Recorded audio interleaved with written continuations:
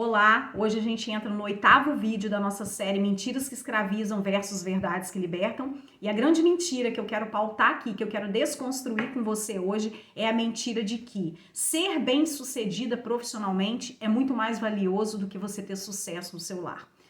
Eu não sei se já aconteceu com você, de você estar numa reunião e quando alguém pergunta para você o que você faz, você se sentir até constrangida em responder que você é dona de casa. Ao longo dos anos, a missão da mulher, as prioridades da mulher, elas foram sendo redefinidas, né? E o trabalho doméstico, ele acabou sendo menosprezado e ele acabou deixando de ser, aos olhos das pessoas, um trabalho valioso, principalmente por não ser remunerado. E qual a percepção da sociedade? A percepção da sociedade é que ela valoriza muito mais uma mulher que trabalha fora e que é bem-sucedida do que uma mulher que cuida do lar. E isso faz com que muitas mulheres, elas sintam que elas não estão trabalhando de verdade. E isso gera uma frustração dentro delas. Um outro ponto é a falta de reconhecimento. Por quê? Porque o trabalho do lar é um trabalho que ele é meio que invisível. Ele é um trabalho contínuo. Você tem que investir esforço, energia e tempo para cuidar de uma casa, cuidar do seu esposo, educar seus filhos.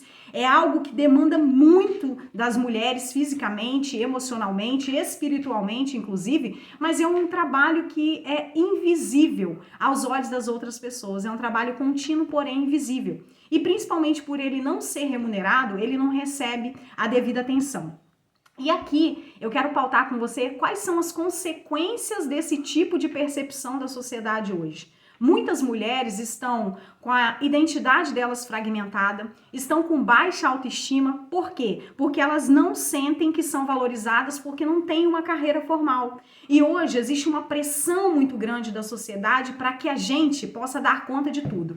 Nós temos que ter uma casa muito bem organizada, muito bem cuidada. Nós temos que cuidar do nosso esposo, cumprir as nossas funções de esposa. Nós temos que ser bem-sucedidas financeiramente, temos que ter uma carreira bem-sucedida. Então existe uma pressão muito grande da sociedade para que nós sejamos mulheres que dão conta de tudo. E isso não é verdade. E tem uma outra questão também, que quando nós mulheres nós não trabalhamos fora, a gente não tem a mesma interação social com outras pessoas que a gente tem dentro do nosso lar. Ou seja, quando a gente está dentro do nosso lar, a gente não tem uma interação tão grande com outras pessoas. Isso tem feito com que muitas de nós mulheres nos sintamos isoladas, desconectadas e de que a gente não valorize de fato o trabalho que a gente realiza em casa. E a Bíblia, em momento nenhum, ela questiona, ela diz que nós mulheres não podemos trabalhar fora. De maneira nenhuma a Bíblia diz isso. Mas nós sabemos que existe uma grande dificuldade de nós mulheres em conciliarmos trabalho profissional e o nosso trabalho cuidando de casa, de filhos, de esposo. Quando a gente vai lá para a mulher de Provérbios, a gente vê que ela é uma mulher empreendedora. Se você pegar Provérbios no capítulo 31, lá vai dizer assim, ó: ela vai examinar um campo e o compra. Com o que ganha, planta um vinhedo. É cheia de energia, forte e trabalhadora. Certifica-se de que seus negócios sejam lucrativos. Ela é uma mulher empreendedora. Porém, a Bíblia traz aqui dentro de Provérbios 31 também princípios bíblicos de prioridade para essa mulher. Diz que ela acorda cedo, que ela é uma mulher organizada, que ela cuida das coisas. Tem um trecho aqui que diz que quando o inverno chega, ela não se preocupa, pois todos em sua família têm roupas quentes. Ela própria faz suas próprias cobertas e usa vestidos de linho e tecido vermelho. Ou seja, essa mulher é uma mulher que cuida do seu lar, cuida da sua casa, cuida do seu esposo. Ela se antevém às coisas que vão acontecer futuramente. Então, de maneira nenhuma, a Bíblia proíbe que a mulher trabalhe. Mas nós sabemos que é bem difícil conciliar um trabalho fora de casa com o cuidado com o esposo, filhos, né, organização de uma casa. É óbvio que hoje existem famílias disfuncionais em que a mulher às vezes é separada, a mulher se divorciou, o marido foi embora. Aconteceram diversas situações para que ela fosse forçada a deixar o seu lar e ir trabalhar para trazer o sustento para casa. Mas a Bíblia traz considerações claras para nós acerca das prioridades de uma mulher. E não foi à toa que Deus colocou o homem como cabeça de um lar. Por quê?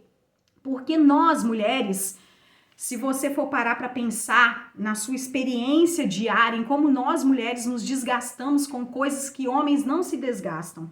Eu tenho a seguinte visão a respeito do conceito bíblico, né? Se você parar para olhar nos exemplos de mulheres da Bíblia, você só tem uma mulher que Deus chamou na prateleira de cima, ele colocou na prateleira de cima, que foi Débora, a juíza, né? Que ela foi lá diretamente na guerra lutar. Todas as demais mulheres importantíssimas para a história, como Maria, como Esther, foram mulheres que elas foram chamadas para realizar coisas grandiosas e importantes, mas que a mulher não tem a mesma estrutura emocional e física que um homem. E eu acredito firmemente no propósito de que Deus, ele colocou um homem no lar para prover, proteger e dar destino. Então a provisão, ela vem do homem, a mulher é uma ajudadora. E essa visão da mulher que chegando, que menospreza o casamento, menospreza o cuidado com a casa, que valoriza o empoderamento feminino, né? Ela se tornou uma prisão para muitas mulheres. Essa visão se tornou uma prisão porque a mulher hoje, ela vê o lar, muitas mulheres veem o lar como uma prisão. Elas se sentem enfadadas com o trabalho diário, o trabalho de cuidar da casa. E muitas mulheres também, elas se sentem mal por depender do esposo. Você vê como que essa visão, ela tá totalmente antibíblica, porque o nosso esposo é como se ele fosse uma exemplificação de Cristo na nossa vida. Assim como nós dependemos de Cristo, nós podemos e devemos viver na dependência sim do nosso esposo. Quando a gente inverte esses papéis, a gente tira o nosso esposo de cabeça do nosso lar e a gente quer assumir muitas coisas, assumir muitos papéis, quais são as consequências desse tipo de postura? E eu falo porque eu vivenciei isso na minha vida. Durante muitos anos eu ocupei um lugar que era do meu esposo. E isso só me gerou doenças emocionais, só me gerou desgaste emocional. E hoje que ele ocupa o lugar correto, eu vivo uma vida muito mais plena, uma vida muito mais tranquila, uma vida muito mais feliz. Foi fácil abrir mão disso? Não foi fácil abrir mão de trabalhar fora, ter as minhas próprias finanças, mas eu digo, hoje eu entendo na essência, no profundo, o que é você obedecer a Deus. A gente muitas vezes acha que sabe o que é bom para nós, mas quando a gente obedece a Deus, Deus faz infinitamente mais do que nós pedimos e do que nós pensamos. E com a pergunta, né, quais são as consequências, primeiramente, desse tipo de visão, sabe? De mulheres que sentem que o lar é uma prisão, que elas precisam sair para trabalhar, que elas precisam não depender do seu esposo. As consequências disso são mulheres hoje extremamente cansadas, exauridas, desanimadas, mulheres que não estão conseguindo dar o seu melhor em nenhuma área. E a gente vê muitos lares destruídos, filhos que se perderam no caminho, justamente porque não tiveram a devida atenção que era necessária. E existem pesquisas científicas hoje mostrando que 43% das mulheres que são empresárias, são bem-sucedidas, mulheres altamente qualificadas, elas abandonaram suas carreiras ou paralisaram suas carreiras para cuidar de suas casas.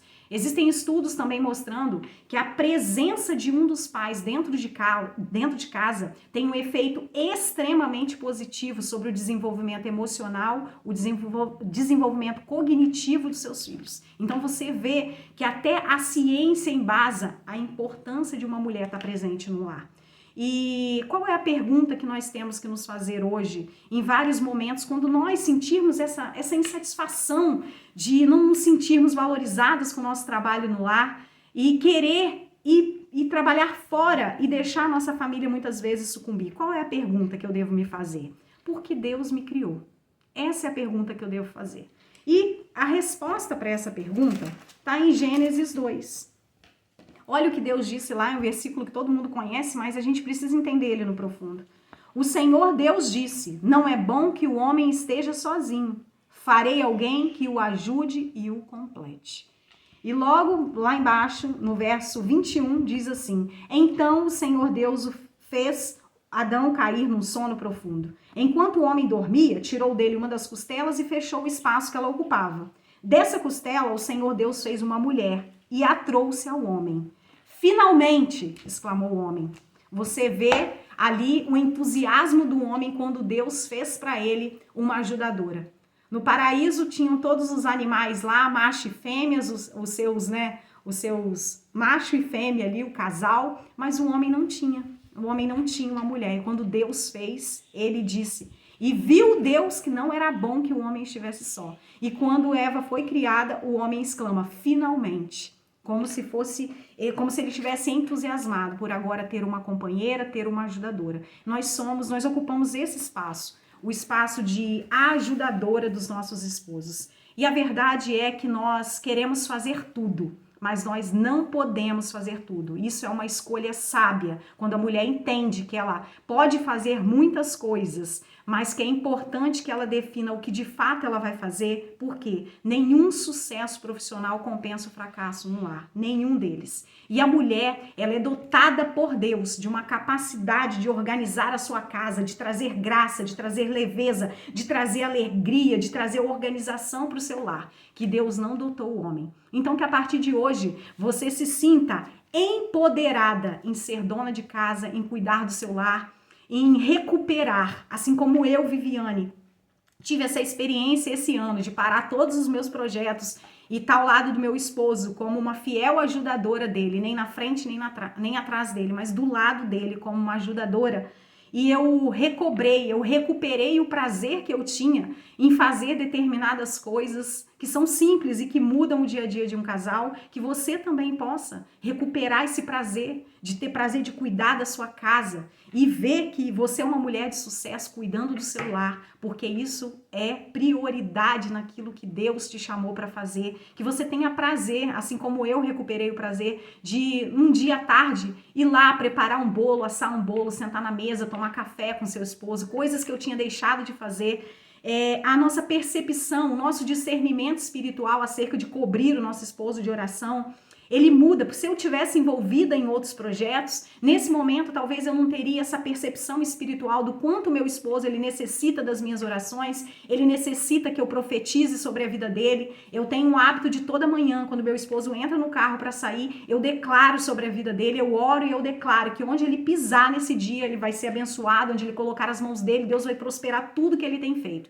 E a partir do momento em que eu deixei os meus projetos individuais para cuidar da minha casa, para depender do meu esposo, eu vejo como que as coisas começaram a fluir de uma maneira sobrenatural no meu lar. Então que você se sinta verdadeiramente empoderada em cuidar do seu lar, porque enquanto você cuida do seu lar, Deus está cuidando de todas as outras coisas para você. Eu espero que esse vídeo ele tenha reforçado interiormente a sua identidade como uma pessoa que cuida da sua casa. Quando alguém te perguntar hoje o que você faz, você vai falar com todo orgulho, com toda satisfação, com todo entusiasmo. Eu coordeno a minha casa, eu cuido da minha casa, eu trago alegria, eu trago graça, eu trago o que há de plenitude em Deus para dentro do meu lar.